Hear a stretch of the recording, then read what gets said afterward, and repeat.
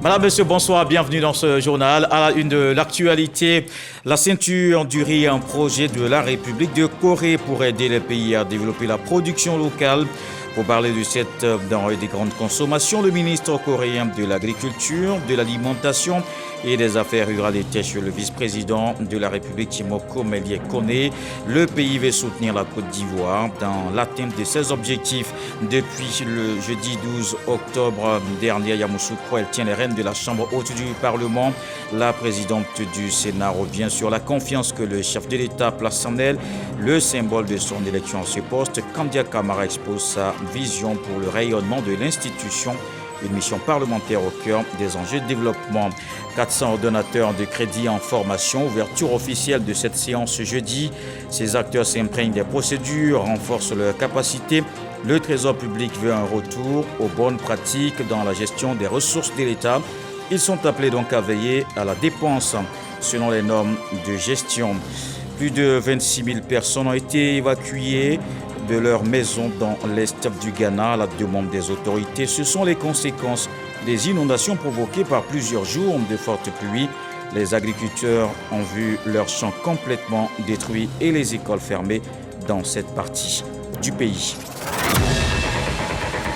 Un projet de développement agricole au cœur de cette audience, le vice-président de la République échange avec le ministre de l'Agriculture, de l'Alimentation et des Affaires rurales de Corée. Dans la coopération entre les deux pays, il est prévu de mettre un accent sur la production de riz. Viviane Aïmé.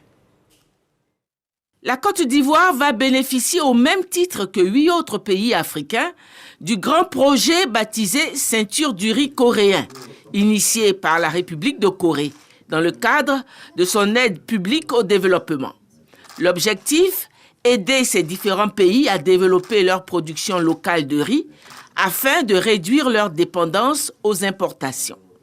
Présent à Abidjan dans le cadre de la signature du protocole d'accord avec le gouvernement ivoirien, le ministre de l'Agriculture, de l'Alimentation et des Affaires rurales de la République de Corée, Chung Wang-keun, s'est entretenu ce jeudi 19 octobre au palais présidentiel avec le vice-président de la République, Kone Timoko Melie. Le ministre sud-coréen a exprimé la réelle volonté et la disponibilité de son pays à apporter son expertise à la Côte d'Ivoire en raison de liens historiques entre les deux pays. La Côte d'Ivoire, c'est le tout premier pays africain avec lequel la Corée du Sud avait établi des relations diplomatiques. Et la Côte d'Ivoire constitue un pays de plaque tournante dans l'Afrique de l'Ouest, s'agissant de la coopération internationale du gouvernement coréen. Et justement, lors de l'Assemblée générale à New York des Nations Unies, Monsieur le vice-président Kone avait eu un entretien avec son Excellence Monsieur le Président de la République de Corée. Et dans le cadre des mesures de suivi suite à cet entretien, dont je suis venue ici en Côte d'Ivoire pour approfondir les échanges et de coopération avec la Côte d'Ivoire.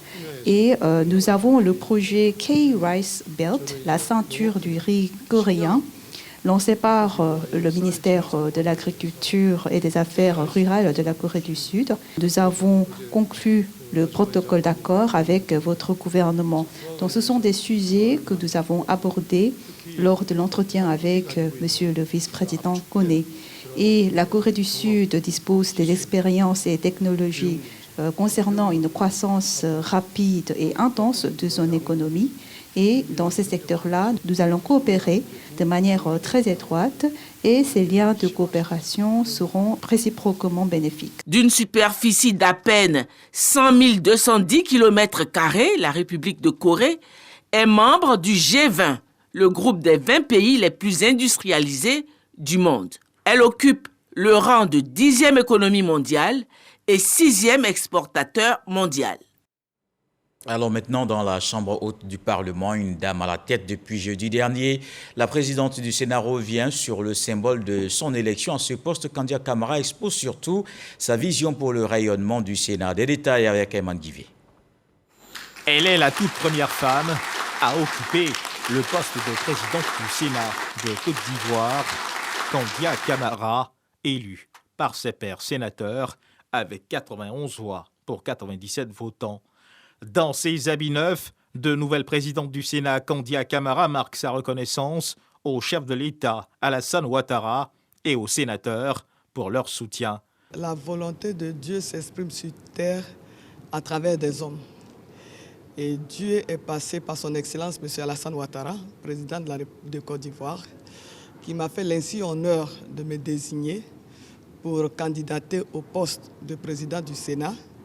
Je voudrais lui exprimer toute ma gratitude, toute ma reconnaissance, ainsi que celle de l'ensemble des membres de ma famille. Mes collègues sénateurs et sénatrices qui ont porté leur choix sur ma personne et qui m'ont élu comme présidente du Sénat ivoirien.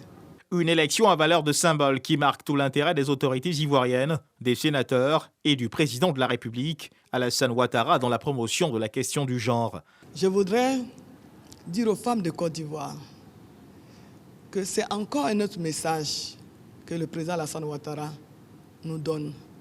C'est un autre signal qu'il donne à la femme de Côte d'Ivoire pour dire qu'il faut croire, il faut oser, il faut travailler, il faut se battre, il faut faire preuve de courage. C'est de dire aux femmes de Côte d'Ivoire, il faut avoir de l'audace, il faut espérer. La toute nouvelle présidente du Sénat ne manque pas de remercier son prédécesseur pour la qualité du travail abattu avant de révéler ses grands chantiers.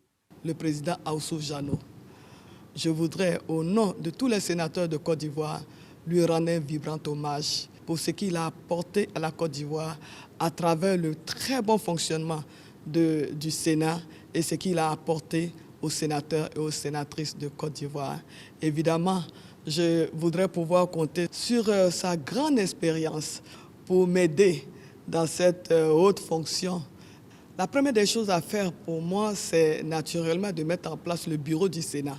Je vais entamer des discussions avec les différents groupes parlementaires et les responsables des partis politiques aussi pour mettre en place un bureau consensuel.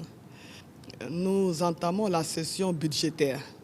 Donc nous allons nous préparer à accueillir ici le ministre du Budget. Et cela, évidemment, demande une bonne préparation de la part des sénateurs. Nous allons continuer le contrôle de l'action gouvernementale. Nous allons continuer d'aller sur le terrain pour les visites et les infrastructures. Et Dieu seul sait combien de fois elles sont nombreuses en ce moment. Et donc, ça va nous permettre de nous rendre compte aussi du développement de la Côte d'Ivoire, du changement qualitatif de notre pays. L'élection terminée, Kandia Camara, présidente du Sénat de Côte d'Ivoire, peut compter sur le soutien de ses pairs sénateurs qui lui ont fait la promesse de tout mettre en œuvre pour l'accompagner dans la mise en œuvre de son plan d'action à la tête de l'Institut. Et avant ce poste de présidente du Sénat, elle était ministre d'État, ministre des Affaires étrangères, de l'intégration africaine et des Ivoiriens de la diaspora. Léon Adam Kakouadia est le nouveau ministre. Kandia Camara lui a passé les charges. La cérémonie présidée par le secrétaire général du gouvernement, Roger Charles Maïda, des détails dans nos prochaines éditions. Autre passation de charge, Ibrahim Khalil Konaté est le nouveau ministre de la Transition numérique et de la digitalisation. Le ministre de la Communication lui donne les dossiers de ce portefeuille. Amadou Koulibaly est revenu sur les acquis comme la stratégie nationale du numérique, le comité de digitalisation ou encore la réforme des postes. Didier Nguessan. Ibrahim Khalil Konaté reçoit les dossiers liés à sa nouvelle charge de ministre de la Transition numérique et de la digitalisation des mains du ministre Amadou Koulibaly, qui était chargé du numérique pendant les 18 derniers mois. Sous la gouvernance de ce dernier, plusieurs projets ont été réalisés. Nous avons travaillé à mettre en œuvre les stratégies nationales du numérique, de l'innovation et de la cybersécurité 2021-2025. Nous avons ensuite contribué à la mise en place du Comité national de digitalisation, dont la mission consiste à donner plus d'harmonie à toutes les initiatives de digitalisation de notre pays. Des chantiers de digitalisation qui vont se poursuivre pour améliorer le quotidien des Ivoiriens. Je voudrais à nouveau remercier le ministre Amadou parce qu'il m'a fait gagner 3 à 6 mois. Cela me permettra bien entendu, chers frères, d'être efficace et de répondre avec efficacité à ce que le président attend de nous. Le ministre entrant a été élevé au grade de commandeur de l'ordre du mérite des télécommunications par son prédécesseur. Le secrétaire général du gouvernement, Dash Allemagne, qui a supervisé cette passation de charge, a annoncé la disponibilité de la signature électronique de l'ensemble des membres du gouvernement en prélude au chantier de e-Conseil des ministres et du e-Conseil du gouvernement. Il fait partie des nouveaux entrants au gouvernement. Professeur Woutabuna Ouattara est le nouveau ministre délégué chargé de l'intégration africaine et des Ivoiriens de l'extérieur. Un choix opportun du chef de l'État. C'est un brillant universitaire, diplomate et expert en politique d'intégration sous-régionale. Mahama Traoré nous retrace son parcours. Woutabuna Ouattara, ou le profil taillé sur mesure pour le poste de ministre délégué chargé de l'intégration africaine et des Ivoiriens de l'extérieur. À lui seul, il cumule plus de 20 ans d'expérience sur les problématiques de l'intégration. C'est d'ailleurs cette expérience qui lui a valu d'être nommé le 11 septembre dernier au poste de secrétaire exécutif du Conseil de l'Entente, après avoir été directeur de cabinet du ministre délégué auprès du ministre d'État, ministre des Affaires étrangères dans le précédent gouvernement. De 2009 à 2011, il est chercheur senior à la cellule d'analyse des politiques économiques du CIRES, avant d'être sollicité par le think tank West Africa Institute basé à Praia au Cap-Vert comme directeur des programmes. Au sein de l'administration ivoirienne, il fut 10 années durant directeur général des politiques d'intégration. C'est à ce titre qu'il a conçu et mis en œuvre le premier plan stratégique de l'intégration en Côte d'Ivoire. Sur le plan académique, professeur Woutabuna Ouattara a le grade de maître de conférences agrégé et celui de professeur titulaire des universités dans le domaine des sciences économiques depuis 2015. De 2019 à 2022, il a exercé les fonctions de directeur de l'école doctorale des sciences économiques, juridiques, politiques et de gestion de l'université Félix Houphouët-Boigny d'Abidjan-Cocody. En 2021, le nouveau ministre délégué chargé de l'intégration africaine et des Ivoiriens de l'extérieur est nommé ambassadeur par décret. La même année, il est distingué officier de l'Ordre national de la République de Côte d'Ivoire. Renouvellement également au sein de la KIDP, la Commission d'accès à l'information d'intérêt public et aux documents publics. Passation de charge entre la nouvelle présidente Anne-Marie Konan-Payne et Kébé Yacouba. 4 nouveaux membres prêtent aussi serment. Ils promettent de se mettre au service du citoyen. Sidonie Davila. Ils ont tous proclamé « Je le jure » en une cérémonie solennelle tenue ce mercredi devant la cour d'appel d'Abidjan. 4 nouveaux membres de la Commission d'accès à l'information d'intérêt public et aux documents publics, KIDP, ont prêté serment. Ce serment marque ainsi leur engagement public envers la défense du droit à l'information et de l'accès aux documents publics pour les citoyens. Nous avons conscience de la responsabilité qui est nôtre, surtout qu'il s'agit de l'accès à l'information d'intérêt public et aux documents publics pour permettre aux citoyens d'interagir avec les gouvernants et aux gouvernants de mieux capter les besoins des citoyens. Lors de cette cérémonie, les nouveaux commissaires ont été mis face à leurs responsabilités par le réquisitoire, soulignant l'importance de leur rôle au sein de la KIDP.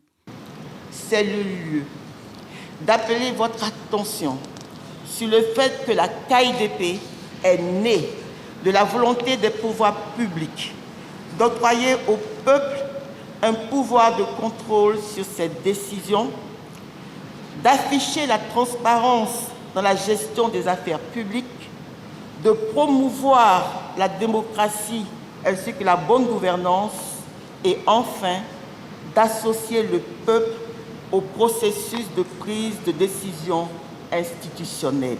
Profession de foi de nouveaux membres au palais de justice et serment tout aussi similaire pour la nouvelle direction de la commission, cette fois à son siège.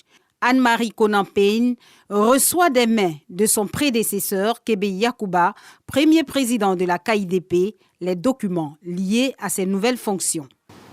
Aujourd'hui, la KIDP est devenue une institution reconnue, sollicitée et respectée. Nous avons présenté à ce jour 7 rapports, dont un rapport annuel, au président de la République au cours de ces 8 années. Le rapport 2022 va être incessamment rédigé et présenté à Madame la Présidente entrante de la KIDP. Ces réalisations sont le fruit du dévouement exceptionnel de l'équipe qui m'a accompagné tout au long de cette période. Nous avons pris l'engagement de remplir notre mission selon les règles déontologiques et professionnelles, en toute indépendance, en toute âme et conscience, pour nous inscrire dans les sillons tracés par M. le Président Kébé durant tout son mandat. Avec cette passation de charge et ces 4 entrants, un nouveau chapitre s'ouvre pour la KIDP qui continuera à jouer un rôle essentiel dans la promotion de la transparence et de la responsabilité. La responsabilité également assumée à l'ordre des pharmaciens. Des réflexions s'ouvrent sur le financement du secteur pharmaceutique. Ces journées permettent de poser le problème. Des spécialistes vont prendre la parole pour proposer des solutions. Chris Diomandé, Aboussanougou.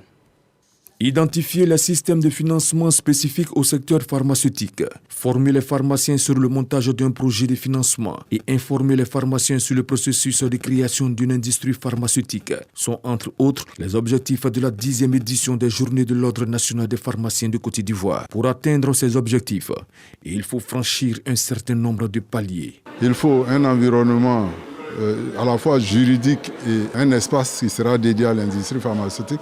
Mais au-delà de tout ça, il faut le financement. Et c'est ainsi que nous avons donc ensemble décidé, avec les expériences des autres pays parmi les pays invités, à venir voir quels sont les mécanismes qu'on pourra mettre en place pour assurer le financement de l'industrie pharmaceutique en Côte d'Ivoire, de sorte qu'on puisse être autosuffisant. Face à plusieurs défis en matière de financement de l'activité pharmaceutique, notamment le manque de ressources financières dédiées à l'industrialisation, la dépendance vis-à-vis des financements extérieurs provenant d'organisations internationales, il est temps de réfléchir et de trouver des voies et moyens pour mobiliser un financement selon le parrain. Solliciter des expertises diverses pour nous permettre de nous accompagner dans ce volet-là et aussi l'accompagnement que nous attendons de ce point de vue de l'État de Côte d'Ivoire qui a également un rôle important en termes de santé des populations. Cette édition, c'est un véritable engouement, des échanges de connaissances entre pharmaciens ivoiriens et ceux venus de l'extérieur. Il y a un véritable engouement pour les relations, un échange entre les Africains, Sud-Sud, un enrichissement Sud-Sud, un partage d'expériences, en l'occurrence aujourd'hui sur les modalités d'investissement dans les différents pays. C'est vraiment une réussite, rassembler l'ensemble des pharmaciens qui sont les meilleurs spécialistes du médicament, débattre des enjeux actuels du secteur pharmaceutique. Je pense que c'est une édition qu'il faut mettre au centre aussi des préoccupations de nos États, notamment la couverture maladie universelle. Et le thème de cette année, le financement de l'activité pharmaceutique, c'est très important pour que les pharmaciens puissent maîtriser non seulement la chaîne de production, mais également jouer convenablement leur rôle en tant qu'acteurs de santé. Ces différentes journées de l'Ordre national des pharmaciens de Côte d'Ivoire ont été meublées par des stands de produits pharmaceutiques de plusieurs pays africains. Pour rappel, ces journées représentent depuis 24 ans la confraternité, l'union et la mise avant du savoir-faire des pharmaciens. Le Trésor public veut un retour aux bonnes pratiques dans la gestion des ressources de l'État. Cette préoccupation est réaffirmée lors d'une journée de sensibilisation de 400 ordonnateurs de crédit. Ces acteurs sont en formation pour s'imprégner des procédures. Ils sont appelés à veiller à la dépense selon les normes de gestion des deniers publics. Dangui. Défini comme le maniement des ressources publiques par une personne qui n'en a pas le droit, la gestion de fait tend à prendre de l'ampleur. Et le Trésor public est préoccupé par une gestion saine et surtout dans les règles de l'art des deniers publics. D'où l'organisation ce jeudi de la journée de sensibilisation des ordonnateurs sur les conséquences de la gestion de fait. Initiative par ailleurs bien accueillie par la plupart des 400 bénéficiaires. Nous pensons que véritablement, c'est bienvenu cet atelier-là. Et nous repartons en tout cas regarnis et nous sommes prêts à observer toutes les règles concernant cette gestion-là. On a bien compris que l'ordonnateur prend les décisions, mais que c'est le comptable public de l'État qui est habilité à manier les deniers publics. À l'ouverture de cette journée de sensibilisation, le Trésor public a souligné les enjeux et la nécessité de revenir à l'orthodoxie de la finance publique. J'insiste pour dire que cette journée de sensibilisation est le cadre approprié pour instruire les acteurs de l'exécution budgétaire sur les conséquences de la gestion de fait. L'objet de ce dispositif étant de rétablir l'orthodoxie des finances publiques à travers notamment l'application stricte du principe de séparation des fonctions d'ordonnateur et de comptable.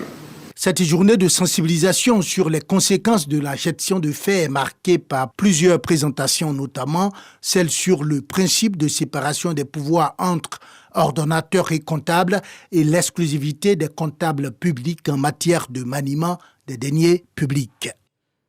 Évaluer le dispositif préventif de lutte contre l'orpaillage clandestin, c'est autour de ce problème que les exploitants miniers et les entreprises du monde agricole et forestier se sont réunis à Abidjan. Ils doivent définir le rôle que le secteur privé et agricole peut jouer dans la lutte contre ce phénomène. Lanciné Bakayoko. Toutes les études le confirment. L'orpaillage clandestin est devenu une catastrophe pour la biodiversité et un facteur de désintégration des équilibres socio-économiques. Il provoque notamment l'insécurité alimentaire liée à l'abandon des activités agricoles au profit de l'exploitation artisanale de l'or. Pour faire face au phénomène, les autorités ont mobilisé d'importants moyens institutionnels et un dispositif préventif qui tarde à montrer l'efficacité attendue. Après 2 années de mise en application, nous voulons aujourd'hui savoir quels sont les impacts des recommandations que nous avons pu faire sur l'agriculture en Côte d'Ivoire. Les moyens, il faut les améliorer parce que nous pensons qu'aujourd'hui, il faut mettre une plateforme d'éveil sur les sites. Les évaluations, du moins ce nouveau dispositif consultatif engagé par le secteur privé, devraient déboucher sur des actions complémentaires aux dispositifs préventifs existants. Dispositif préventif qui a tout de même permis quelques avancées. Toute la mafia qui était installée au niveau des différents acteurs ont été mis sous scellé. Aussi, l'administration a regardé réellement l'accélération des délivrances des autorisations qui sont très profitables aujourd'hui. Il faut dire aussi que nous, les acteurs en tant que tels, nous sommes en train d'être sensibilisés par rapport à la déclaration des différents types de production. L'enjeu est d'amener les acteurs du secteur à se mettre en règle, d'autant que l'orpaillage peut être une activité génératrice de revenus et pourvoyeuse d'emplois décents. Nous pensons que la partie faible actuellement, c'est, on va dire, cette collaboration sur le terrain avec les acteurs, notamment le ministère de l'Agriculture, le ministère des Mines. Nous avons besoin qu'il y ait une collaboration entre toutes ces entités-là et l'UNEMAF afin qu'on sente sur le terrain les avancées de nos recommandations. Au moins 500 000 personnes exercent dans les mines artisanales aurifères. Le gouvernement mise sur l'or pour porter la part des mines dans le PIB à 6%. Cet objectif devrait être atteint en augmentant la production d'or à 65% d'ici 2025. Voici une émission pour promouvoir les opportunités d'investissement dans l'élevage. Parlons élevage, une émission donc à suivre sur RTI1, une télé-réalité qui met en compétition des jeunes passionnés par le domaine des ressources animales et halieutiques. Régis Kofi. L'élevage, désormais au cœur des programmes télévisés du groupe RTI. À compter de ce vendredi 20 octobre 2023, la télé-réalité baptisée « Parlons élevage » rejoint la palette des émissions diffusées sur RTI1. Cette télé-réalité se veut une lucarne de promotion des opportunités d'investissement dans le secteur des ressources animales et halieutiques. Elle se présentera sous une forme de compétition mettant aux prises 2 équipes. Chaque équipe composée de 6 jeunes passionnés de l'élevage. Ces derniers sont appelés à relever des challenges liés au domaine des ressources animales. À leur côté, 2 coachs, et non des moindres, Yodé et Siro.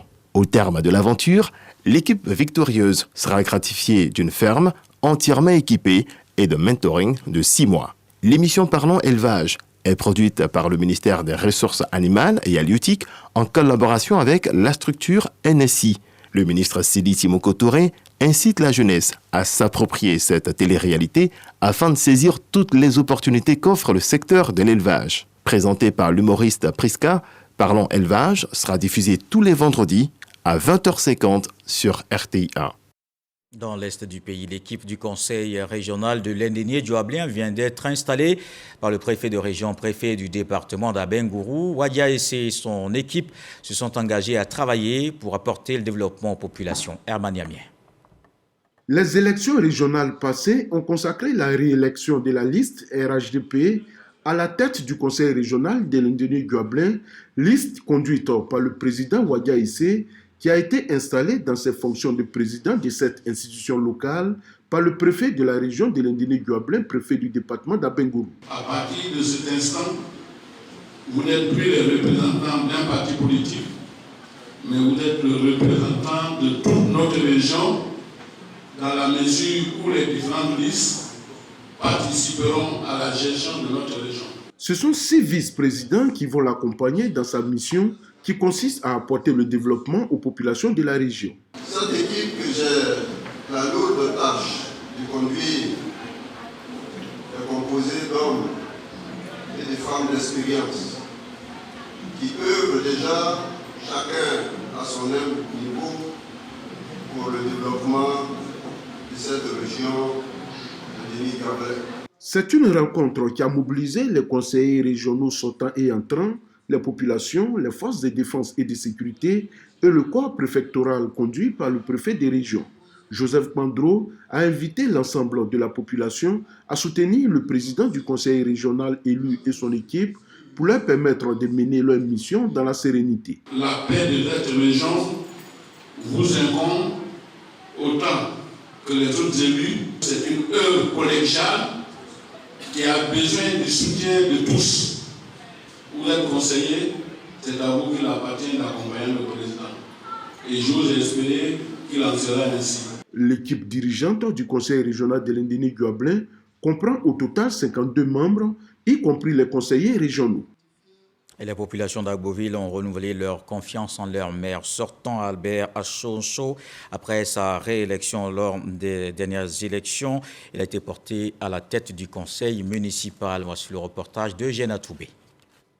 Salle de mariage de la mairie d'Agboville. Le conseil municipal procède au vote de celui qui va diriger la commune pour le prochain quinquennat. Le scrutin est supervisé par le préfet de la région de l'Agniébi-Tiassa, Siendou Koulibaly.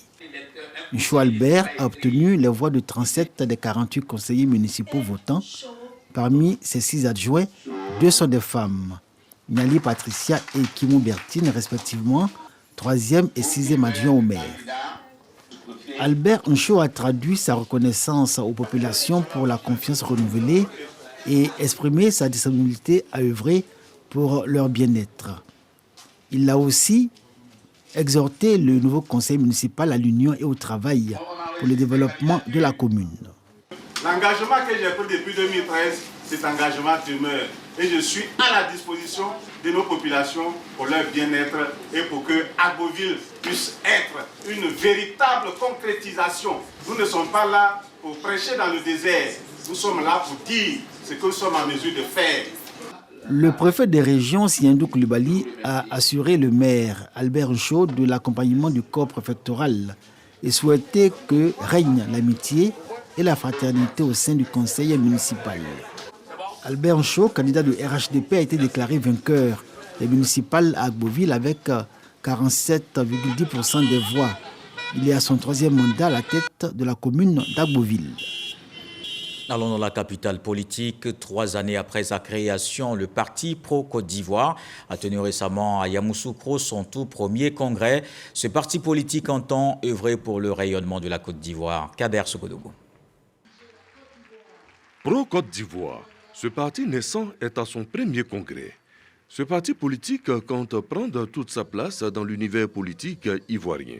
Son credo, œuvrer pour le rayonnement de la Côte d'Ivoire, son développement et la cohésion entre ses enfants. Pro Côte d'Ivoire veut tout simplement dire que aimons la Côte d'Ivoire. Celui qui est pro-Côte d'Ivoire, tout de suite là, est en train de dire qu'il aime la Côte d'Ivoire, il est là pour la Côte d'Ivoire, il vit pour la Côte d'Ivoire, après Dieu, bien sûr. Pro-Côte d'Ivoire, ça veut dire que c'est facile pour Dieu et donc pour la Côte d'Ivoire. Nous, on a décidé de prendre soin de la Côte d'Ivoire. Ce tout premier congrès de Pro-Côte d'Ivoire, qui a eu pour cadre la fondation Félix Houphouët-Boigny pour la recherche de la paix à Yamoussoukro, a enregistré la participation de plusieurs délégués venus de toute la Côte d'Ivoire. Dans le reste de l'actualité, plus de 26 000 personnes ont été forcées d'évacuer leur maison dans l'est du Ghana à la demande des autorités. C'est la conséquence des inondations provoquées par plusieurs jours de fortes pluies. Les agriculteurs ont vu leurs champs complètement détruits et les écoles fermées après le débordement de 2 barrages. Les zones les plus touchées sont dans la région de la Volta. Mahsa Amini remporte le prix Sakharov, la plus haute distinction de l'Union européenne en matière de droits de l'homme. La jeune étudiante iranienne d'origine kurde de 22 ans est décédée le 16 septembre 2022. Elle est décédée 3 jours après avoir été arrêtée par la police des mœurs iranienne pour port de vêtements inappropriés. Sa mort a été le déclencheur de manifestations sans précédent en Iran.